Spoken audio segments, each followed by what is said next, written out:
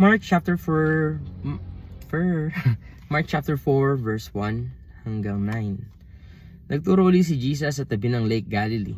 Sa sobrang dami ng taong pumunta, sumakay si Jesus sa isang bangka at dun siya umupo habang nakatayo naman ang mga tao sa tabing dagat. Nagturo siya ng maraming bagay sa mga tao gamit ang parables. Sabi niya, "Makinig kayo, minsan may isang lalaking pumunta sa bukid para magasik ng mga seeds. Sa paghagis niya, may mga seeds na nalaglag sa daan. Dumating ang mga ibon at tinuka ang mga yon. May mga seeds naman na nalaglag sa mabatong lugar na may konting lupa. Tumubo agad ang mga ito dahil mababaw ang lupa doon. Nang umaraw na, nalanta agad ang mga tumubong tanim dahil wala itong masyadong ugat. Nalaglag naman ang ibang seeds sa mga matitinik na halaman at sinakal ang mga halaman ang mga seeds na tumutubo. So hindi na sila nagbunga. Pero may mga seeds na napunta sa matabang lupa kung saan tumubo ang mga ito. Lumago at namunga ng 30, 60 at yung iba 100. Sinabi pa ni Jesus, "Makinig ang may pandinig." Ituloy natin hanggang verse 20. Pagkaalis ng mga tao, tinanong si Jesus ng mga kasama niya at ng 12 disciples kung ano ang ibig sabihin ng mga parables. Sumagot si Jesus, "Binigay na sa inyo ang secret ng kaharian ng Diyos. Pero sa iba na nasa labas, parables ang ginagamit ko. Para kung tumingin man sila, wala silang makikita. Makinig man sila, wala silang maiintindihan. Kasi kung nakita nila at naintindihan nila, nagsisi na sana sila at napatawad." Tinanong sila ni Jesus, "Di nyo pa ba naiintindihan ang parable na ito?" "Paano nyo maintindihan ang iba pang mga parables?" Ganito yon. Ang magsasaka ang nagsishare ng salita ng Diyos. Katulad ng mga tao, ang mga seeds na nalaglag sa daan. Pero pagkarinig pa lang nila ng mensahe, inaagaw din ito agad ni Satan sa kanila. Yung ibang tao, katulad sila ng mga seeds na napunta sa mabatong lugar. Sila yung mga taong excited na tinanggap ang mensahe. Kaya lang hindi tumatalab at hindi nagtatagal ang mga mensahe sa puso nila. Kaya pag dumating na ang paghihirap at pagsubok dahil sa mensahe, sumusuko sila agad. Yung iba pang mga tao, para silang mga seeds na napunta sa mga matitinik na halaman. Sila yung mga taong nakakarinig ng mensahe, pero dahil sa mga worries ng buhay, sa sobrang pagmamahal sa kayamanan, at dahil sa mga pagdanasa nila sa ibang bagay, nasakal yung mensahe at hindi nagbunga. Pero may ibang mga tao na parang mga seeds na napunta sa matabang lupa. Nakakarinig sila ng mensahe at tinatanggap nila ito. Kaya nagbubunga sila ng marami. May 30, 60, at 100. Thank you, Lord, sa iyong salita. Salamat sa pagkakabasa natin ng word na yan. Kaya ako po siya tinuloy kasi nung bata po ako, nung binasa ko ito. Ganun kasi ako magbasa ng Bible dati per title. Tapos, 'di ba, hanggang verse 9 lang siya. Grabe, boy. Grabe yung ko pagpipray ko sa Holy Spirit. Ipaunawa mo sa akin kung ano ibig sabihin nito. Father in heaven, guide me into all your truths through your Spirit. Grabe yung prayer ko na ganun. Kasi di ko siya mag-gets. Kasi nga ang binasa ko lang yung 1 hanggang 9. Tapos nag-journal na ako nun. Journal ko na siya. Na yung mga seeds na nalaglag sa mabutong lugar, ito yung Word of God. Tapos yung mga lupa, yun yung mga tao. Tapos may iba-ibang uri ng tao. May daanan, may mabato, may mahalaman. Pero may mga matatabang tao. Basta ganun lang, habang in-explain ko sa journal ko, kinabukasan na, nung another devotion time ko na, binasa ko ang purpose ng mga parables. 10 lang yun hanggang 12. So, pagkaalis ng mga tao, tinanong si Jesus ng mga kasama niya at ng 12 disciples kung anong ibig sabihin ng mga parables. Sumagot si Jesus, "Binigay sa inyo ang secret ng kaharian." Grabe yung revelation sa akin ng Lord na ito. Naramdaman ko yung, alam mo yung kinikilabot-kilabot kayo, tumataas balay ko. Tapos sinulat ko sa journal ko na, grabe. Inireveal sa akin ng Lord yung mga secret ng kaharian ng Diyos. Pero sa iba, nanatiling lihim to, lalo na dun sa mga taong hindi nakakaintindi at nagsisisi sa kasalanan. Feel na feel ko siya, tapos sobrang sarap ng araw ko na yun. Kinabukasan, the other day, the devotion ko na yun 13 hanggang 20. Pambihira. Ito pala yung explanation. In-explain naman pala ni Jesus. Pinahirapan ko pa nung the other day yung sarili ko kung ano ibig sabihin, no? So doon na tayo mag-focus sa explanation ni Jesus. Tinanong sila ni Jesus, di nyo pa ba naiintindihan ang parable na to? Paano nyo maintindihan ang iba pang parables? Ganito yun. Ang magsasaka ang nagsishare ng salita ng Diyos. So yung magsasaka ang nagsishare ng salita ng Diyos, on their case, on their context, it was Jesus. Si Jesus Christ yung nagsishare ng salita ng Diyos. Sa panahon natin ngayon, kaming mga nagsishare ng salita ng Diyos. Kaming mga nagtuturo, mga pastor. Ako hindi po ako pastor, bookkeeper po ako, pero I really love teaching. And this is my dream job, to be a teacher. So, gawin na lang natin sa vlog. So, and yung mga iba pang nagtuturo ng salita ng Diyos. Katulad ng mga tao, ang mga seeds na lalaglag. Mali ako nung pagkaka-define ko. Akala ko dati yung seed, yun yung salita. Pero katulad pala ng mga tao, yung mga seed.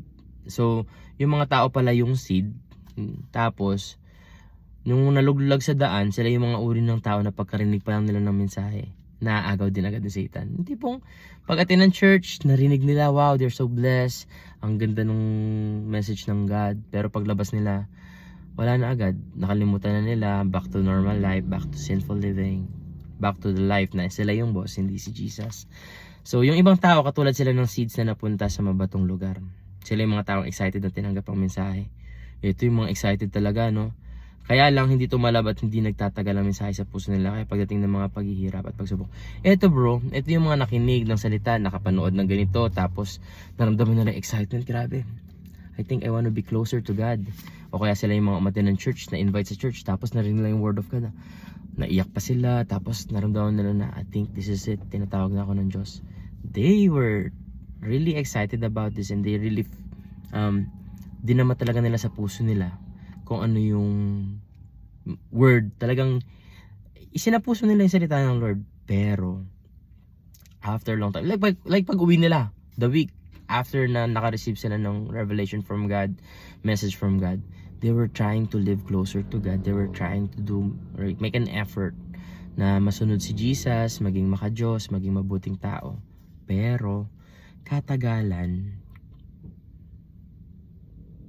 hindi nagtagal. Dumating ang mga paghihirap at pagsubok. So, Kuya A, ibig sabihin pala pag sumunod ka sa Lord, hindi ka mawawalan ng paghihirap at pagsubok. Tama. Hindi po mawawala ang paghihirap at pagsubok. Dahil sa mensahe, sumuko sila agad. So, ayun pala, hindi pala basta pagsisihirap at pagsubok, kundi yung paghihirap at pagsubok dahil sa mensahe. Bakit po? Ano pong challenges ng message ni Jesus? Ang message ni Jesus ay magsisi sa kasalanan. At talikuran ng kasalanan, tama po ba? Paano kung ang trabaho mo isa kang bisor sa BIR? Alam mo ang kalakaran sa loob. Kalahati may resibo, kalahati regalo. Pag nakasunod ka kay Jesus Christ, no choice ka na. Ngayon, ang gagawin mo na, bawal ka na tumanggap ng bribe kasi bribery is something na hindi yan tinotolerate sa Bible, sa Scripture. Ngayon, paano yun, boy? Liliit na yung kita mo. Natanggap mo yung message, isinapuso mo siya, pero dahil sa mga paghihirap at pagsubok dahil sa message na natanggap mo, sumuko ka na. Hirap hirap sumunod para sa Lord. Parang sinabi nung isang taong malapit sa puso ko. Punti ko naman sabi, mahalata kung sino. Sabi niya, hindi yung asawa ko. Isang tao lang na malapit. Relative, ganyan. Sabi niya, ayoko pa sumunod sa Lord. Kasi, di ko pa kayang talikuran lahat ng kasalanan ko. It's a good thing na he's honest and sad also kasi bro, count the cost. Kung iniisip mo ang kapalit lang ng pagsunod kay Jesus isang ballpen, ang dali talagang sukuan. Pero kung alam mong it's more than a Ferrari, this is more than a mansion, you will endure. Pero yun may endure kasi kailangan magtiyaga hanggang wakas. Yung mga iba pang tao, sila yung mga seeds na napunta sa matitinik na halaman. Sila yung mga taong nakakarinig ng mensahe. Nakakarinig na, ibig sabihin constantly they are going to church, they are listening to videos like this, pero dahil sa mga worries ng buhay, normal, may mga worries ang buhay. Sa sobrang pagmamahal sa kayamanan. Ooh. Who loves money, bro? I love to be rich. But I make sure that I don't get to love money and treasures. Kasi sabi, where your heart is, there your treasure will be also. Kaya, kapag nagkakapera ako, binabato ko agad eh. Galit na galit yung asawa ko sa akin, hindi ako marunong sa pera. Hindi, pero, yung sobrang pagmamahal sa kayamanan, sabi nga 'di ba, money is not the root of all evil. It's the love of money. Yun yung root of all evil. Kasi kapag minahal mo na masyado ang kayamanan, you'll do things that are even contradicting your moral grounds or your core values just to get this money. And kaya siya naging root of all evil. At dahil sa mga pagnanasa nila sa ibang bagay, ang dami pa nilang gusto. Ang nangyari, nasakal yung mensahe, yung message, at hindi nagbunga. So yung message, naging message siya, iningatan naman siya sa puso, dinamdam, ninamnam, dinididili, mineditate. Pero dahil sa worries, dahil sa love of money, love of wealth, kayamanan, dahil sa mga pagnanasa nila sa ibang mga bagay, nasakal yung mensahe at di nabunga. Pero may mga ibang tao na parang mga seeds na napunta sa matatabang lupa. Nakarinig sila ng mensahe at tinatanggap nila ito. Tinatanggap, nakakarinig. Ibig sabihin, they're constantly going to places where they would hear the message. So, constantly, nakakarinig. Yung term na ginamit ito, nakakarinig sila ng mensahe at tinatanggap nila ito. It's in a present form, present tense. Kasi, hindi one time lang yung pakikinig ng Word of God. Kailangan constantly. You go to places like you expose yourself to the Word of God through these videos, through going to church, through going to victory groups, like small groups meetings, small group meetings. Kailangan yun kasi you need to be constantly hearing the Word of God. Kasi sabi sa Bible, faith comes from hearing and hearing and hearing the Word of God. So kapag hindi ka lagi mong nilalagay yung sarili mo sa spot where you will be able to hear the Word of God, ang hirap talaga ng faith mag-move sa'yo. I mean, ang hirap mabuo yung faith sa puso mo. Pero these people who are constantly listening, ibig sabihin, hindi ka lang basta makakarinig eh. You are constantly going to places where you can hear the message.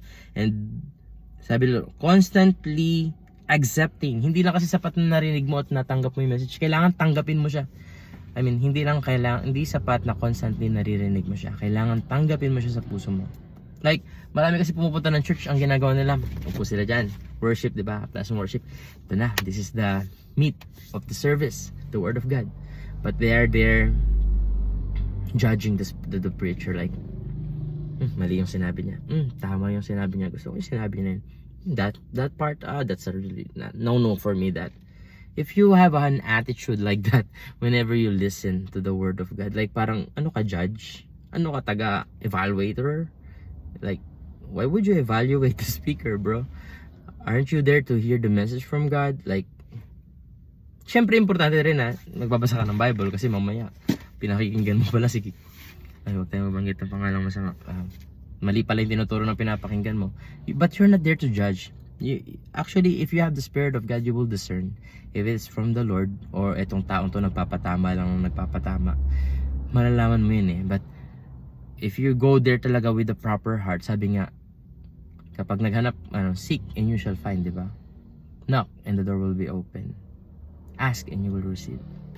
So kung ano yung hanap mo, yun yung matatanggap mo. Kung naghahanap ka ng kapintasan sa church na yun, marami ka talagang kapintasan makita. Pero kung hinahanap mo, kung ano yung makukuha mo to benefit you spiritually, to grow you in the faith, to grow your relationship with Jesus Christ, that's what will you get. So sila yung mga constantly nakakarinig and constantly tinatanggap nila ito. Sila yung nagbubunga ng marami. 30, 60, at 100. Kung ano yung significance ng 30, 60, 100, inulit pa niya, 30 is a third of in a percentage, like a third, like pag natin mo sa tatlo, third, diba? So yung 60, 2/3. Yung 100, it's like the full number. So anong significance ng 30, 60, 100? Like, not everyone are of the same gifting and talents and calling. Iba-iba tayo ng gifting. Iba-iba tayo ng talent. Iba-iba tayo ng calling. And this is not a competition. What we're trying to do here is just keep on spreading the gospel, spread the good news. Kasi napakaganda po ng balita eh. Kagaya nga sinabi ko sa inyo, kung kapalit lang nito ay isang ballpen, wag nyo na akong pakinggan. Pero it's more than a Ferrari. Kahapon I went with business group. Victory group siya ng mga business people. Like, nakisali ako, freelance bookkeeper no nakisali. Businessman ba yan? Freelance lang po, pero gusto ko kasi maka-join. Malay mo may mag-avail ng service natin. So yun, and it's one of our members there, like a family there, have this like pogi ng kotse. Sabi ko, wow, ganda ng kotse, pogi na itong kotse na to. Nagbiro pa nga kami ni Kuya Vin, bro, ito nga pala yung ride ko. Tapos yun pala, kasama pala namin yung may-ari nun. Ang amazing lang how God blessed him. And alam ko naman na during the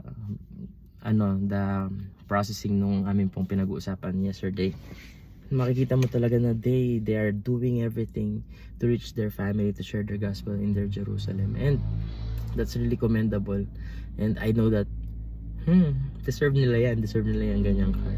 And the question is, kanina nadaan na kasi natin, paano yun pwede ba yun na yumaman ka tapos ka rin, fruitful? Kasi nga, di ba sabi mo, yung iba, nagbubunga sila kasi hindi sila na apektuhan ng worries of life, love of wealth, and lust for other stuff. Pwede ba Kuya na maging mayaman ka at the same time lingkod ka ng Lord? Pwede po. Kasi hindi naman porket mayaman ka, mahal mo na yung pera eh. Amen. And maraming mayaman bago nila nakilala si Lord, like Pacquiao, di ba? Nakilala niya yung God personally, si Jesus personally, when he's already rich. So it can be like, ang ginawa niya, ginamit niya yun to bless people. And many people I know na from rags to riches yung kanilang story because they were serving God. Pero many people din naman that they remain like in their struggle, like in poverty, nasa poverty, hindi sila nakalaya sa poverty nila, pero they are faithful in serving the Lord. Possible din naman yun. So ngayon, hindi natin ibabox na yung mga lingkod lang ng Diyos puro mahihirap. Hindi rin naman natin pwedeng i-box na yung mga totoong naglilingkod lang sa Lord yung mga mayayaman lang. Kasi kapag naghirap ka, ibig sabihin hindi ka naglilingkod sa Lord. Hindi po yun gauge to measure your service to God. Wealth is not a gauge to measure your service to God. So ngayon, Kuya, anong bunga yung 30, 60, 100? The fruit that they are referring to is the lives that come out from you. Like, biologically, kasama yan, syempre. Ako, namunga na ako biologically ng dalawa, Archid at Adam. Pero at the same time, for example, I was given the talent to play music, right? Siguro kung bibilangin ko yung natuto sa akin ng piano, ng drums at gitara, mga almost 100 na rin na tao po. And that is because I was like reproducing myself in the terms of music po, music instrument. And at the same time, sa mga tao na mga naturuan ko na rin with regards sa kung paano mag-share ng gospel, kung paano ipamuhay yung gospel, paano magkaroon ng lifestyle na may gospel. So, di ko alam kung parang gifting ko teacher, tapos yung sa fivefold ministry parang pasok ako sa evangelist kasi I really love sharing the gospel. So, di ko man sigurado yung mga ganung bagay, pero ang mahalaga is whenever I feel the prompt from the Holy Spirit to do something, ginagawa ko siya. There are times na hindi rin perfect. Pero most of the time na sinunod ko yung Holy Spirit, may isang tao na ganito, tapos from that person pala, ang dami palang makakilala sa Lord through her. And, diba, Raquel? So, pero marami po akong tao na nilid. It's not to brag about it or tinataas yung sarili mo ko. Hindi. I was just saying na the fruit of following Jesus is more than a Ferrari, bro. It's more than what you can think of. And actually, literally speaking, it's out of this world. Out of this world, but at the same time, you can enjoy it while you're still in it. Like, while I'm still here on earth, na-enjoy ko na yung mga bunga nung paglilingkod ko sa Lord. Like, these material things, sobrang liit. Pero yung mga tao na nabago yung trajectory ng life nila, who knows, baka yung isa sa mga tao na nasharean ko ng gospel, magiging killer pala. Pero dahil nakilala si Jesus, hindi na lang naging killer. Kasi ako, I'm close to that eh. I think if I won't, kung hindi ako naging Christian, baka may napatay na akong tao ngayon. Like, no joke. Kidding aside, ganun po yung ano ko, ganun po yung kung sino ako dati, kung alam niyo lang po, kung kilala niyo po ako. I could have killed someone kung hindi marami. Isa. May napatay na akong isa. So, God is good. God is good. Kasi hindi niya ako inalaw na umabot sa ganung point. Pero I know someone din na ang dami ng pinatay na tao. Pero nakilala si Lord at nabago na pastor ngayon. Si Boy Bonus. Sputnik gang yun eh. Pero ngayon siya na yung lagi nagpipreach sa mga kulungan to share hope, because there is hope. Hi, 20 minutes, 21 minutes. God bless everyone.